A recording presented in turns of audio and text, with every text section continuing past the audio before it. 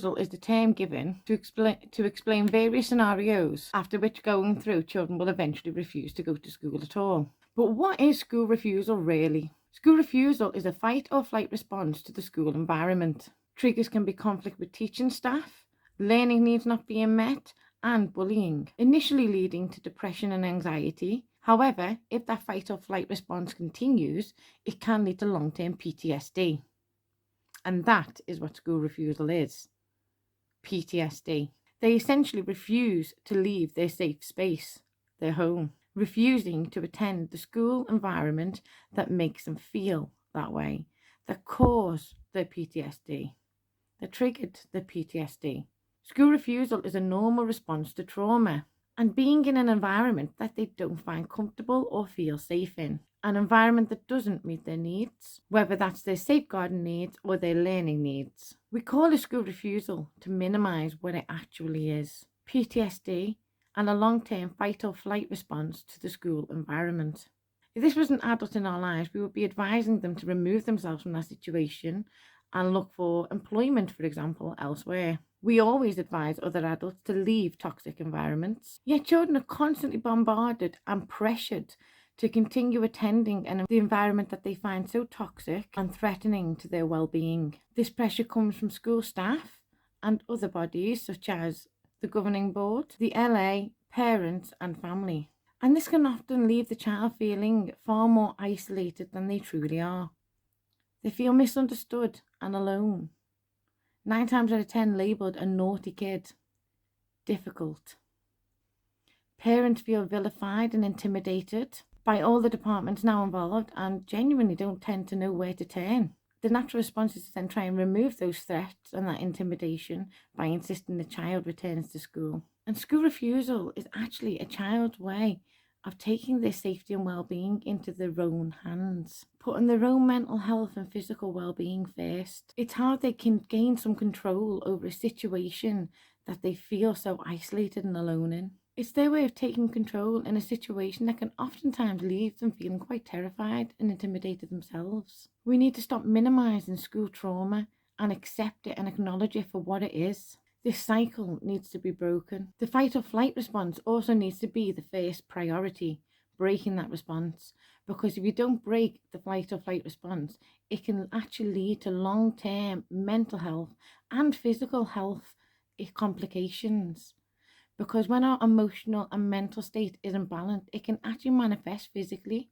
And that can involve stomach cramps, panic attacks where you feel like you can't breathe, and then obviously progressing on to the more serious long-term implications of mental health problems. As I said before, many times parents don't even know what options are available to them, such as the EOTAS, EOTAS. And I do have a vlog on that as well that you can watch if you want to catch up on that, if that is something that interests you.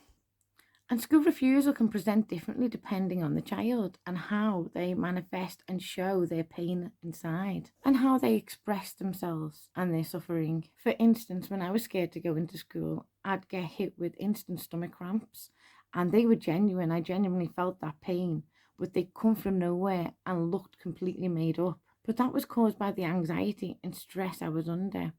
That eventually led to gastritis, and I was diagnosed with stress-induced gastritis at 14 years old. By 15 years of age, I had stomach ulcers, and that was down to school trauma and the feelings and insecurities I had from going to school. I was absolutely terrified to go there. I hated school, and it manifested physically within me, and it does in many children because they don't understand them feelings or how to process them and express them. Migraines and anxiety attacks are also common symptoms that children may present with. They tend to refuse to talk about it because they don't know how to express it. They don't know how to tell you how they're feeling. The thing a lot of people don't realise about school trauma is that it doesn't disappear when you leave those school gates finally at either 16 or 18. It can continue long term. If that fight or flight response isn't broken and the child isn't removed from the trigger of that trauma, then that trauma can create long-term mental health problems. There's a lot of adults now who struggle with anxiety that they can trace back to their school days, insecurities in social settings that they can trace back to their school days. And this is the same for our children today.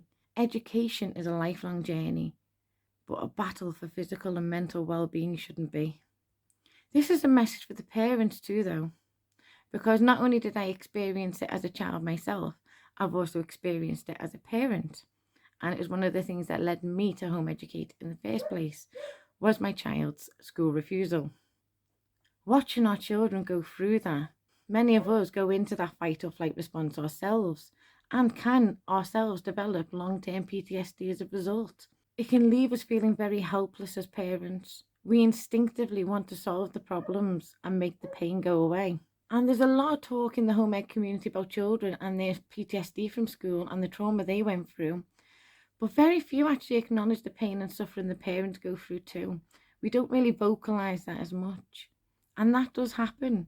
Anytime you feel you have your autonomy and your power removed from you, you will have that natural instinctive helpless feeling. And when you're dealing with so many different government bodies, so many different educational departments that are all threatening different things, it's a very intimidating, traumatic experience for the parent too. Those endless meetings and hurdles that they put in place of you, without actually truly acknowledging the school was the cause of the trauma and the school refusal in the first place. And 9 times out of 10, there's very limited effort to put the safeguarding in place that they so blatantly advertise as policies for each school. School refusal, put simply, is trauma, manifested trauma, and long-term PTSD if it continues.